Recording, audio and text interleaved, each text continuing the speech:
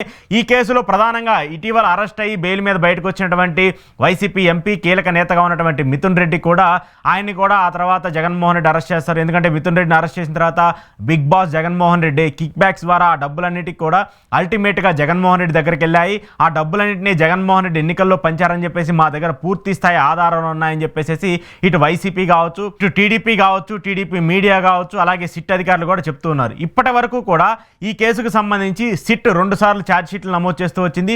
ఈ 2 ఛార్జ్ షీట్లు కూడా 100కు పైగా పేజీలు ఉన్నటువంటి పరిస్థితి కూడా కనిపిస్తుంది. ఈ 2 ఛార్జ్ షీట్లో 3 చోట్ల మాజీ ముఖ్యమంత్రి జగన్మోహన్ రెడ్డికి సంబంధించిన పేరును కూడా ప్రస్తావిస్తూ వచ్చింది సిట్.